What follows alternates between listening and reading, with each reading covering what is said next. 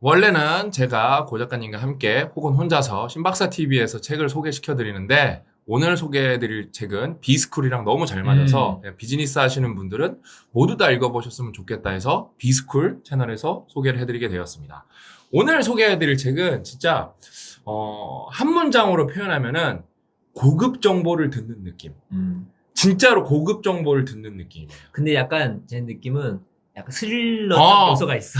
왜냐면 그럴 수밖에 없어요. 책 내용이. 그냥 스릴이 있으면서 고급 정보를 듣는 느낌. 딱 정확해. 딱 정확해. 그런 네? 느낌. 그래서 오늘 소개해드릴 책은 디지털 실크로드. 그냥 실크로드가 이제 중국의 상징이잖아요. 중국 역사의 상징이잖아요. 정말로. 근데 이제 디지털 실크로드 뭐예요? 중국이 미래 역사에 어떤 패권을 잡겠다. 이 부제가 딱 정확해요. 세계를 연결하고 미래의 패권을 손에 넣기 위한 중국의 광폭 행보. 그냥 이 책은 여러분 제가 정확하게 말씀드릴게요. 오늘 책 소개할 맛 좀 나요. 이 책은 여러분 중국이 얼마나 미친 나라인가를 보여주는 책입니다. 맞아. 근데 이 미쳤다는 거는 두 가지 의미가 있어요. 긍정적인 면에서 미쳤다가 있고 부정적인 면에서 미쳤다가 있는데 둘 다 포함되는 겁니다. 그러니까 어떻게 이 진짜 후발주자로서 얘네가 진짜 이 거의 세계 최고 수준까지 올라오는지 그거 진짜 미쳤거든요. 보면은 그다음에 그거 보면 미쳤고 그 다음에 거기서 또 그거 하면서 야비한 짓을 하거든요. 불법적인 짓을 하고 그것도 미쳤고. 그러니까 중국의 두 가지 미친 측면을 정말 설명해주는 책인데 인사이트가 너무 많고 그냥 이거는 뭐냐면은 미국 입장에서 중국이 이 네트워크라는 거를 장악하면서 디지털 실크로드라는 걸 만들어가고 있는데 이거를 잘못 대응하고 있다. 이러다가 큰일 난다. 미국 입장에서 쓴 책에 이러다가 패권 국가를 우리가 놓치게 된다. 지금은 신냉전 시대가 이렇게 러시아와 미국 이런 건 아니고 이 네트워크 측면에서는 연결 측면에서는 진짜 미국과 중국의 완벽한 대결이거든요. 저는 사실 미국이 압살할 줄 알았는데 생각보다 그렇지도 않아요. 나도 그랬어. 생각보다 그럴 수가 없어요. 난 그게 소름 돋는 부분이고 중국이 그걸 캐치해서 나 지금 말하면서도 소름 돋아요. 중국이 그걸 캐치해서 따라잡았다는 게 더 놀라워요, 진짜. 저는 그냥 그래 중국이 뭐 패권 국가긴 하지만 뭐 어떻게 미국을 이기냐고. 근데 미국을 이길 수 있는 부분을 엄청 집요하게 파고들고 있어요. 그거를 설명해주는 책이고 이 책은 여러분 장난 아니에요. 이게 이렇게 통신 측면에서 이게 보안 측면에서 인터넷 측면에서 마지막에는 이제 항공 이게 정말 우주적인 측면에서 어떻게 중국이 진짜 세계 패권을 장악하려고 그러나 그거를 다 말해주는 책이거든요. 그래서 진짜 꼭 읽어보시면 너무 좋고 의사결정권자들은 다 읽어봐야 되고 그냥 저는 그러면서도 여러분 인사이트 통찰이라는 게 표면적으로 드러난 그 이면에 있는 것들 그 밑에 있는 것들을 찾아내는 게 통찰인데 그렇죠. 저는 솔직히 이 사람들은 막 그걸 그 측면에서 썼을 거예요. 책을 쓰는 목적이라는 게 있거든요. 중국이 이렇게 위험하다. 우리가 똑바로 대응해야 된다. 보통 이게 이 책의 가장 큰 목적이거든요. 근데 우리는 한국인이잖아요. 우리 입장에서 봐야 된단 말이야. 이렇게 비즈니스 기회가 있었구나. 그러니까 우리는 또 이걸 조심해야겠구나. 우리 이거 줄 잘못 쓰면 골로 갈 수 있겠구나. 왜? 미국과 중국의 대결인데 우리는 양쪽에서 이권을 다 취해야 되는 입장이어서 그렇죠. 대통령부터 읽어야 돼, 이거는 진짜. 의사결정권자부터 읽으면서 줄 잘 서야 된다. 막 결정하면 안 된다. 그러면서 제가 이 책을 좀 비즈니스 스쿨, 비스쿨 관점에서 좀 여러분들한테 재해석을 해서 정말 재밌게 소개해 드릴게요. 기업이 주인공들이에요. 네. 그래서 기업 관련해서도 많이 나옵니다. 그래서 진짜 고급 정보를 보는 느낌이라니까요. 왜냐면 그냥 기업을 분석한 게 아니라 여기가 왜 나쁜지, 왜 잘 나가는지 그거를 집요하게 분석한 책이어서 정말 좋아요. 그런 관점에서. 그래서 미친 존재라고 했잖아요. 그래서 스릴러 같은 거예요. 하는 행동 보면은 약간 소름 끼쳐요. 와, 이렇게 했다고? 미쳤어. 일단 제가 읽어드릴게요. 하나. 그러니까 중국이 파고드는 것, 중국이 노리는 것에 대해서 제가 좀 이야기를 해드릴게요. 미국 지도자들은 인터넷에 대한 찬가를 부르느라 바빴지만 미국은 자국의 농촌과 조소총을 비롯해 전 세계를 연결하는데 충분한 투자를 하지 않았다예요. 그러니까 자국을 위해서도 충분한 투자를 하지 않았다는 게 중국이 거기를 발견한 거예요, 여러분. 정부 규모를 축소하고 산업 정책을 세우지 않은 워싱턴은 시장 원리가 성공할 것이라고 생각했다. 그러니까 우리 뭐예요? 간섭하지 말아라. 시장은 알아서 돌아간다. 택도 없다는 걸 보여줍니다, 여기서. 그러나 서구 기업들은 초고속 인터넷을 출시하기 위해 경쟁하면서 주로 크고 부유한 시장에 초점을 맞췄고 이로 인해 디지털 격차가 발생했다. 선진국과 개발도상국, 도시와 농촌, 부자와 가난한 자 사이에 연결 격차가 생겼다. 중국은 이런 단층선을 자국의 거대한 기술 기업들을 위한 활주로로 바꾸었다. 이제 중국 기업들은 그 활주로에서 이륙할 준비를 마쳤다. 소름 돋는 거예요. 미국이 놓친 부분을 중국이 화웨이랑 이런 데를 넣어갖고 활주로로 만든 다음에 이륙 준비를 끝내고 있어요. 그래서 다음 거 하나 읽어드리면은 진짜 재밌어요. 이는 중국이 전 세계의 필수적인 허브이자 문지기가 되는데 성공한다면 휘두를 수 있는 힘의 예고편에 불과하다. 중국은 접근 권한과 특권을 부여하는 방법으로 지지자들을 끌어들이고 있다. 자신들을 따르는 이들에겐 보상을 안겨줄 수 있다. 또 서비스 제공을 거부하고 제재를 가해 반대자들에게 불이익을 주고 경쟁자를 무너뜨릴 수도 있다. 중국이 네트워크를 지배하게 되면 훨씬 적은 군사력을 가지고도 역사적으로 강대국들이 해왔던 것처럼 국경에서 멀리 떨어진 곳에서 권력을 행사할 수 있다.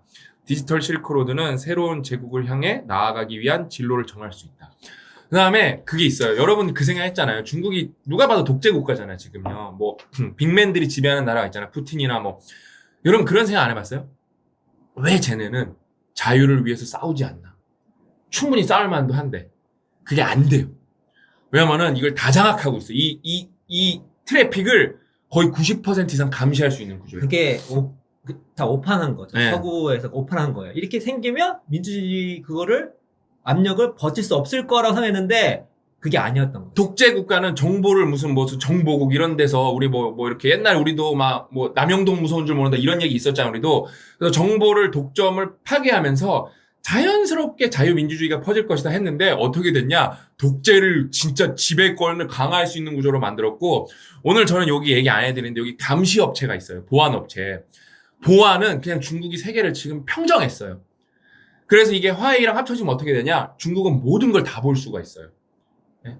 그래서 이걸 어떻게 하냐? 그래서 아프리카나 이런 개발도상국들 있죠? 이 보안 시스템을 통째로 팔고 있어요. 되게 무서워요. 자기네가 독재를 한 시스템을 그냥 오히려 자유민주주의가 퍼진 게 아니라 독재가 퍼지고 있어요. 되게 무서운 거예요, 여러분. 그리고 앞부분에 그 오판이 그냥 오판이 끝난 게 아니라 그 오판을 했기 때문에 정말 많은 기술과 인재가 중국으로 넘어갑니다. 네, 그거 하나 읽어드릴까요? 진짜 제대로 된 거 하나 읽어드릴까요? 그냥 그러면서도 여기 여러분 이제 화웨이가 나와요, 화웨이. 화웨이가 거의 주인공 수준이에요. 그러니까 뭐 중국의 어벤져스 중에 5명 중에 하나인 건데, 뭐, 나쁜 건 나쁜 거고 성장한 건 성장한 건데, 여기 화웨이의 여기 런정페이라는 진짜 최고 의사결정권자의 통찰이 대단해요, 솔직히. IBM에서 이제 컨설팅을 받아서 IBM을 종교처럼 따르라 그래요. 중국 사람들한테. 그들이 시키는 것은 무조건 하라고. 그러면서 그 컨설팅 비용이 당시에 너무 비쌌던 거예요. 근데 그거에 대한 런정페이 입장이 있어요. 진짜 짱이야. 비용은 전혀 아끼지 않았다. IBM이 이 프로세스에 투자한 것과 똑같이 하기 위해 런정페이는 화웨이 서비스와 어플리케이션 소프트웨어를 IBM 제품으로 바꾸기로 했다. 누군가가 IBM의 컨설팅 요금에 대해 물어보자 그는 이렇게 대답했다. 이런 부분에서 어리석게 굴면 안 된다. 시간당 $680를 지불하는 대신 그들에게 30년 넘게 쌓은 지식을 전해준다. 컨설팅비를 깎아달라고 하면 지난 3개월 동안의 지식만 넘겨줄 텐데 어느 쪽이 나은가? 1997년부터 2012년까지 15년간 화웨이는 서구 기업들의 모범 경영 사례를 도입하기 위한 컨설팅 서비스와 혁신 프로젝트에 최소 $16억 지불했는데 이는 연매출 1%에 해당하는 놀라운 액수였다. 그러니까 장난 아니에요. 그러니까 놀라운 게 제품만 카피한 게 아니라요. 그냥 모든 프로세스를 다 카피한 거예요. 정신 상태까지. 그냥 다 싹 다. 그냥 똑같이 해야 된다. 그러면서 여러분 생각해 보세요. 여러분의 연봉의 1%를 자기 개발에 진짜 묻지도 않고 쓰는 거예요, 진짜. 장난 아니에요. 그렇게 해서 성공을 합니다, 화웨이가. 진짜 미래를 본 거죠.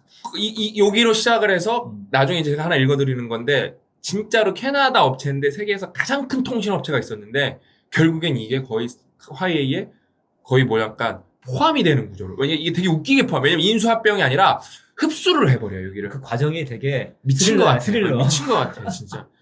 그러면서 92쪽으로 가보면은 너무 재밌어, 이게. 글도 잘 쓰셨어요. 앞부분에 잘 약간 써놨어요. 반전을 주려고. 여기 나오네. 노텔이라는 캐나다 업체가 가장 선두 통신 업체였어요. 근데 지금 없어졌습니다. 제가 읽어드릴게요. 화웨이는 노텔의 시장에 접근 권한을 손에 넣지 못했지만 여전히 이 캐나다 기업이 보유한 지식을 원했다. 그런데 2011년에 노텔의 특허가 경매로 나왔을 때 화웨이는 특허 매입 경쟁에 끼어들지 않았다.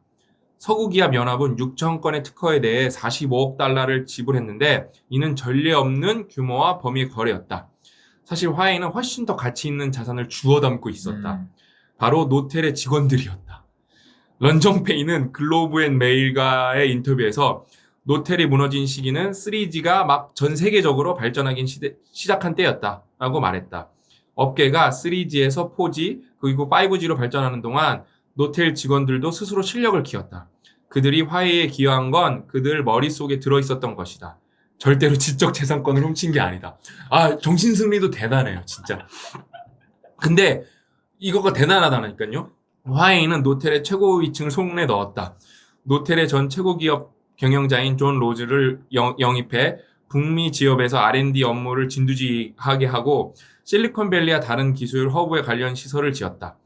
노텔의 베테랑 직원들은 새 직장을 구하고 있었고 노텔이 없어졌으니까 연구개발에 돈을 쏟아붓는 한창 성장 중인 회사 입사할 기회가 생겼다는 것에 흥분했다. 우리는 샌디에고에 대규모 시설을 마련했고 오타와에서도 그렇게 했다.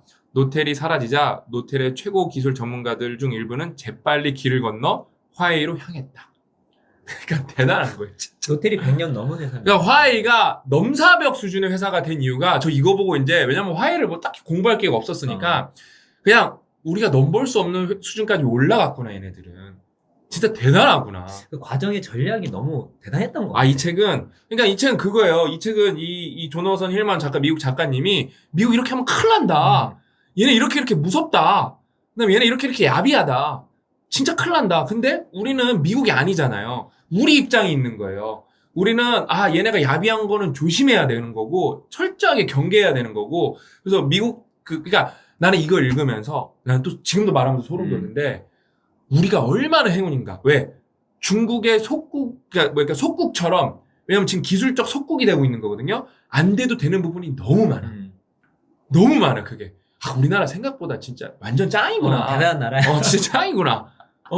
제가 그걸 느꼈어요 이걸 보면서. 그러면서 우리는 공부할 건 공부하고 그렇죠. 경계할 건 경계하는 거예요. 그렇지. 그래서 이 책은 진짜 대단한 책이에요. 그러면서 또 하나 읽어드리면은 오늘 재밌어. 작가가 대단하게 이 조사를 어떻게 했는 정도야. 진짜 집요할 정도로 진짜 전문가야. 레퍼런스만 거의 60, 70쪽이었고 그러면서 막 직접 다녀요 이 사람은. 그냥 리터러처 리서치만 한 게 아니라 직접 막 다녀요. 그 다음에 아까 제가 이제 그랬잖아요. 정보의 격차가 벌어지기 시작했어요. 이제 시골이랑 도시랑. 화웨이는 우리가 가면 되겠는데 기회라고 거길 공략하기 시작한 거예요. 트럼프가 딱 그랬잖아요. 중국 다 쫓아내야 된다. 뭐 지금 미국의 기조는 중국 다 쫓아내야 되는데 다 못 쫓아냈어요. 왜? 쫓아나면 통신이 끊겨서 이 사람들이 죽어요. 그래서 다 못 쫓아냈습니다. 트럼프가 여러분 사인하고 바이든이 사인하면 다 쫓아낼 수 있을 것 같죠? 못 쫓아냈습니다. 그게 왜 그렇게 되는지 읽어드릴게요. 네몬트를 비롯해 미국 10여 개 주의 시골 지역의 서비스를 제공하는 무선 통신사들이 화웨이에 의지하고 있는 것은 미국 정책이 심각하게 실패했음을 보여준다. 미국 대형 통신 사업자들은 인구가 수만 명이 아니라 수천 명밖에 안 되는 작은 도시에서 적절한 투자를 하지 않았다. 네몬트는 미국 정부의 자금 지원까지 받았음에도 에릭슨이나 노키아, 삼성의 장비를 살 여유가 없었다. 좀 읽으면서 뿌듯했어. 삼성 나왔어. 삼성 나왔어. 런정페이는 시골부터 시작해서 도시를 포위하는 마오쩌둥의 전략에 따라 화웨이가 서구 통신사들이 강가한 시장에 집중하도록 했다. 시골로. 그곳에 광대한 세계와 많은 성취가 기다리고 있다. 화웨이의 초기 팜플렛은 직원들에게 이렇게 강조했다. 화웨이는 중국 농촌에서 먼저 인기를 끈 뒤 해외 개발도상국으로 영업을 확대했고 2층 시장에 인터넷 연결을 제공하며 많은 실적을 쌓은 뒤 미국 농촌에 도착했다. 글래스고도 전 세계 개발도상국이나 신흥시장과 크게 다르지 않다. 미국의 한 시골 도시예요. 미국의 한 시골이죠. 시골 도시가 아니라. 이동 전화 기지국, 초고색 인터넷 스위치, 광섬유 케이블 같은 귀중한 자원이 거의 없기 때문에 미국 시골 지역이나 아프리카의 무선 통신 사업자들은 실행할 수 있는 옵션이 거의 없다. 주민들은 글로벌 네트워크에 가입하지 못하는 건 사형 선고나 마찬가지라고 여긴다. 그런 상황에서 다들 화웨이를 최우선적으로 선호하는 건 아니지만 화웨이가 유일하게 저렴한 선택인 경우가 많았다. 중국 기업들은 세계 곳곳에서 서구 기업들이 만들어 놓은 디지털 양극화 현상을 이용해 번창했다. 이런 프로젝트를 산발적인 기회 이상으로 여기는 사람은 거의 없었다. 하지만 중국 기업들과 과감하게 해외로 진출해 귀중한 경험을 쌓고 규모를 키웠으며 가장 빠르게 성장 중인 미래 시장을 지배할 수 있는 위치를 차지했다. 저는 이걸 보면서 너무 많은 걸 진짜 느꼈어요. 저랑 고 작가님은 사업을 하니까 오늘 제가 저희 직원을 놓고 그냥 브레인스토밍으로 우리는 진짜 오늘 말도 안 되는 사업 아이템 내가 말씀드렸잖아요. 여기가 정말 자각지대고 사람들이 싫어하는 영역인데 우리가 조직 문화와 자본을 끌고 들어가면은 생각보다 여기만 다 장악하면 여기는 다 진짜 이렇게 점처럼 흩어져 있는데 이걸 묶어낼 수 있으면 우리가 신흥 또 새로운 비즈니스 모델을 만들어낼 수 있겠다. 직원들한테도 설명드리고 저희 고 작가님도 오늘 이거 읽고 만나서 설명을 같이 토론을 하는 거예요. 이런 거를 읽으면서 여러분이 그런 사고를 하실 줄 알아야 됩니다. 그러니까 뭔가 나빠 보이고 제가 우리 직원들한테 오늘 뭐라 그랬냐면 위기는 진짜 기회라는 거예요. 그러니까 항상 불평, 불만이 있는 곳에는 뭐가 있다? 돈 벌 기회가 있다. 그러니까 여러분 뭐예요? 트럼프가 바이든도 똑같아요. 중국은 다 싫어하거든요. 예? 그랬는데 나가 그러면 아까 뭐예요? 통신에 연결되지 않은 건 뭐라 그랬어요? 사형 선고. 그래서 그러면 화웨이가 사형 선고를 지켜주고 있는 거라니까요. 누가? 화웨이가. 근데 너무 쉬워요. 뭐 세상에 여러분 미국만 있는 거 아니잖아요. 지금 개발도상국이랑 이런 아프리카 국가들은 그냥 중국이 싹 쓸고 있다고 보면 돼요. 싹 쓸고 있다고. 왜냐면 미국이 못 들어가. 제가 그 못 들어가는 이유를 설명해 드릴게요. 소름 돋는 얘기 진짜 많아요. 화웨이가 어디서 이제 그러니까 입찰을 해서 따낸 거를 성공한 얘기, 그 다음에 계약을 실행 성공한 얘기인데, 화웨이는 약속대로 제품을 납품했다. 몇 주 동안 중국 기술자들이 네몬트 사무실에서 잠을 자면서 밤낮 없이 일해 3G 네트워크를 설치하고 현지 기술자들을 훈련시켰다. 네몬트 직원 한 명은 사방에 피자 박스가 흩어져 있었다라고 회상했다. 다들 기진맥진했다. 하지만 우리는 함께 노력했고 결국 해냈다. 적은 예산으로 큰 일을 해냈다는 자부심이 있었다. 하지만 정말 놀라운 건 그 일을 가능하게 해준 파트너였다. 한 중국 기업이 네몬트를 도와서 미국 정부는 할 수 없고 미국 대기업은 하지 않은 일을 해냈다. 미친 거예요, 여러분. 여러분 막 그러잖아요. 대기업이면 다 될 것 같고 그렇잖아요. 저는 그 삼성 있을 때 멘토분도 부사장님이었고 배운 게 있어요. 항상 입에 달고 사는 말들이 있어요. 캐파가 너무 작다. 캐파가 작으면 대기업이 못 들어가는 데가 있습니다. 근데 그거를 딱 엮으면 여러분 생각보다 롱테일이라는 말이 왜 있냐? 롱테일 다 묶어 먹으면 생각보다 시장이 커요. 그렇지. 그래서 지금 화웨이는 전형적으로 여러분 뭐다? 비스쿨 답다운을, 그렇죠? 롱테일 전략을 쓰는 거예요. 다 줍줍하겠다는 거예요. 꼬리 아무도 신경 안 쓰는 거. 근데 여러분 어쩔 때는 상위 20에 집중하는 게 맞습니다. 왜? 20을 장악하면 80을 먹으니까. 근데 그 나머지 20이 생각보다 작지가 않다는 거예요. 4분의 1이나 되는데, 그쵸? 전체 규모가 크면. 근데 거기는 아무도 신경을 안 쓴다는 거예요. 그래서 마진이 높아요, 롱테일은. 근데 화웨이는 마진이 높진 않습니다. 거의, 화웨이가 어떤 식이냐면 아프리카에 인공위성 사고 싶어? 그럼 일단 20%만 내 80% 우리가 융자해줄게. 그거예요, 그냥. 그러니까 다 사는 거예요, 그냥. 그러면서 좀 우리가 더 걱정하지 마. 돈은 신경 쓰지 마. 일단 사. 이거예요. 다 장악하는 거예요. 그러면서 화웨이는 뭘 하냐? 왜냐면은 그 정지 궤도 위성을 쏘려면은 그 나라 위에 거는 자기 영역이잖아요. 거기에 일단 싸줬으니까 화웨이는 거기에 접근 권한이 다 있어서 그걸로 우주에다 네트워크를 만들고 있어요. 뭐 약간 유사하게 보안제 비슷한 거지. 미친 거예요. 난 이게 오늘 마지막인데 난 이걸 읽으면서 정신 바짝 차려야겠다는 생각을 했어요. 이건 좀 깁니다, 여러분. 화웨이 직원들은 여전히 배울 게 많았지만 서구 기업들이 가지 않는 곳으로 기꺼이 갈 의향이 있었다. 러시아에서 13개월을 보낸 한 용감한 직원은 예멘의 국가 네트워크 구축을 돕기로 했다. 예멘은 높은 기온, 높은 고도 등 전반적인 생활 조건이 가혹한 가난한 나라다. 위생, 교통, 안전 등 모든 게 매우 열악했다라고 회상했다. 뜨거운 태양이 바로 머리 위에서 내리쬐었고 전기도 나갔다. 찌는 듯한 더위는 견디기가 힘들었다. 우리는 지하실에서 잤다. 훗날 그는 자신의 인물을 회상하면서 사실 가난한 후남 마을에서 자라면서 맨발로 들판 능선을 뛰어다니는 어린 시절에 비하면 그렇게 힘들진 않았던 것 같다. 난 화웨이에서 내 자리를 찾았다고 말했다. 이런 부분을 미국이 들어갈 수가 없는 거예요. 돈 줘도 여기 갈 사람이 없어요. 근데 중국 사람들은 자기네도 가난했잖아요. 생각보다 괜찮은데. 이 정도는 뭐. 이 정도는 나 옛날 신발도 없이 자랐어 이거예요. 평범한 건데? 평범한 우리 동네인데? 이런 식으로 장악을 해버리는 거예요. 우리도 못 갑니다, 요즘에 이런. 그렇지. 옛날에 사우디 우리 엄마 아빠들이 갔다 왔잖아요, 그쵸? 우리도 이제 못 가거든요. 근데 중국은 거기를 다 장악하고 있는 거예요. 화웨이는 뛰어난 유연성 덕분에 성격이 판이하게 다른 시장에서도 번창할 수 있었다. 이게 맥락적 사고를 말하는 거거든요. 대박이에요. 1999년 아프리카에서 처음으로 진행한 프로젝트는 케냐의 무선 통신망 구축 사업이었다.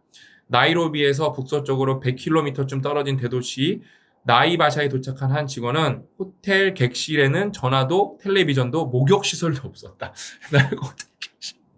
다른 건 괜찮은데 목욕시설이 없었대요. 라고 말했다. 그는 이후 9개월 동안 시스템을 설치하고 문제를 해결했으며 어느 날은 고장난 부품을 교체하기 위해 새벽 3시까지 작업을 하기도 했다. 이듬해는 그는 에티오피아에서 똑같은 무선 통신 장비를 설치했다. 에티오피아의 산악지형은 작업하기가 훨씬 더 까다로웠고 강풍을 견딜 수 있도록 시스템 안테나를 특별히 조정해야 했다. 하와이 직원들을 위해 발간된 간행물에서 그는 코피를 흘리면서 일하고 낯선 음식으로 배를 채우고 혼자 모든 일을 해냈던 그때의 기억을 그리운 마음으로 떠올린다. 더 놀라운 점은 화웨이가 다양한 고객을 상대하면서 성공을 거뒀다는 사실이다. 케냐와 에티오피아는 국경을 접하고 있지만 통신 환경은 극과 극으로 다르다. 케냐에서 경쟁하려면 공개 계약에 입찰하고 보다폰 같은 민간 회사들과 협력해야겠다. 에티오피아는 이와 대조적으로 정부가 대부분의 서구 기업을 가로막은 채 통신 부분을 독점하고 있었다. 화웨이는 정부 관계자들의 환심을 사고 최저 가격을 제시하고 프로젝트를 신속하게 마무리해서 양쪽 환경에서 모두 성공을 거뒀다. 여러 부패 혐의와 유죄 판결에도 이 회사의 진행 속도를 늦추지 못했다. 그러니까 이게 조심해야 된다니까요. 여기가 부패가 있고 범죄를 저지르고 있는데 막 확장하는 이게 미친 나라라니까요. 진짜. 2019년 기준으로 화웨이는 아프리카 잘 들으세요, 여러분. 이 오늘 마지막 하이라이트입니다. 다시 읽어드릴게요. 2019년 기준으로 화웨이는 아프리카 4G 네트워크의 70%를 구축했다. 미친 거. 그러니까 아프리카를 장악하고 있어요. 통신을 장악하면 그날 장악한 거거든요. 여러분, 막 어떤 레포트들이 많냐면은 지금 여러분 전 세계에서 인구가 늘고 있는 나라는 약간 무슬림 국가 정도, 그다음에 동남아 국가 정도, 거기도 되게 많이 줄고 있거든요. 인구가 가장 왕성하게 유일하게 늘고 있는 나라는 아프리카 대륙 딱 한 군데밖에 없어요. 그러면 인구가 깡패인데 그게 노동력이고 거기가 이제 소비 시장인 건데 이거를 벌써 중국이 뭐 중국 정부 차원에서 돈 바꿔주고 네트워크 다 장악하고 해놔갖고 중국은 여러분 화웨이에서 원하면은 제가 이 책에 따르면은 거의 도청이 다 가능한 수준이에요. 도청이 다 가능한 수준이에요. 그러니까 그 아까 노텔 나왔잖아요. 노텔 사옥이 팔렸어요. 뭐 캐나다 국방부한테인가 팔렸다고 나오는데 소름 돋아요. 거기에 도청 장치가 너무 많이 달려 있어. 그래서 국방부가 그 건물을 못 썼어요.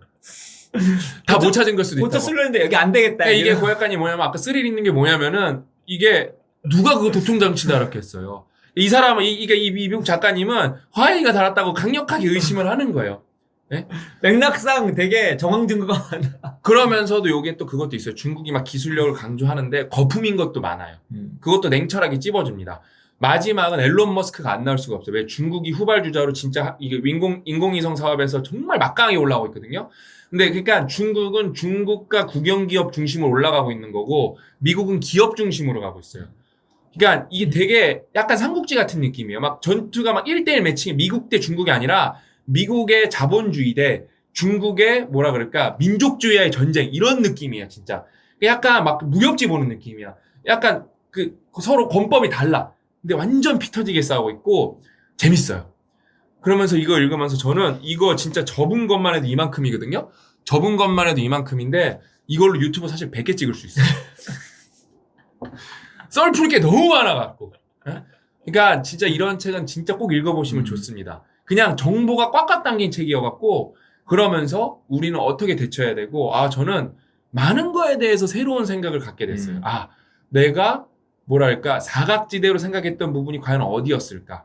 그럼 저는 이렇게 중국처럼 얍실하고 불법을 저질러가면서 하면 안 돼요. 저는 오히려 반대로 거기에 좋은 조직 문화와 좋은 비즈니스 모델을 접목시켰을 때 우리는 중국은 약간 악마 모델로 가는 거고 저랑 고약관님은 천사 모델을 선택을 해서 막 천사와 가브리엘과 막 사탄이 싸우는 거야 이거는 진짜. 우리는 그래서 우리도 어떻게 사각지대에서 비즈니스에 꽃을 피울 수가 있을까? 그러니까 그 다음에 여러분 이런 거 보면은 뭐예요? 우리나라 여러분 사실상 서울 중심 섬나라라 그러거든요. 인구가 거의 서울이 반이 쏠려 있고 수도권으로. 네, 수도권으로 다 쏠려 있고 그 다음에 휴전선으로 막혀 있고 그러니까 사실상 서울 중심의 섬나라인데 그렇다고 여러분 지방이 없습니까? 지방이 아직도 전체 인구는 더 많아요. 거기에 비즈니스 오퍼튜니티가 비즈니스 기회가 얼마나 많은지 저는 이 책을 보면서 왜냐면은 지방 분들에도 열정 넘치고 공부 열심히 하고 능력 있는 분들 많은데 그들은 또 거기에 그들만의 이유가 있어서 있는 경우가 있거든요. 이 사람들을 어떻게 연결시켜줄까? 그럼 또 재택이 하나 대안이 되겠죠. 그다음에 이런 네트워크가 되게 되겠죠. 그다음에 어떤 비즈니스 툴이 대안이 되겠죠. 아니면 그 로컬에서 할 수 있는 비즈니스가 대안이 되겠죠. 벌써 말할 게 너무 많은 거예요. 생각해보면 저희 삼촌도 그 제재소 되게 잘하고 치고의 네. 제재도 잘하시고 계시거든요. 어. 그거 꿀이에요 진짜. 왜냐면 이 장악한 상태에서 확장하는데 확장할 때마다 부동산에 막 오르고 그러니까 장난 아니에요. 거기서 누군가 일을 해줘야 되니까. 그러니까. 누군가 일을 해줘야 되니까 반드시. 그러니까 오늘 제가 진짜 가볍게 말한 건데 찍다 보니까 벌써 거의 30분이 다 됐는데 너무 생각해 볼 거리가 많고 앞으로 비즈니스 관련해서 책 소개는 당연히 비스쿨에서 하고 신박사 TV의 커뮤니티로 공유하는 방향으로 가도록 하겠습니다. 너무 좋은 책이고 많은 분들에게 정말 고급 정보와 인사이트를 드릴 수 있는 책이니까 많은 분들이 꼭 읽어보셨으면 좋겠습니다. 오늘 이야기는 여기까지고 저는 다음 시간에 고 작가님과 또 알찬 내용으로 찾아뵙도록 하겠습니다. 또 만나요.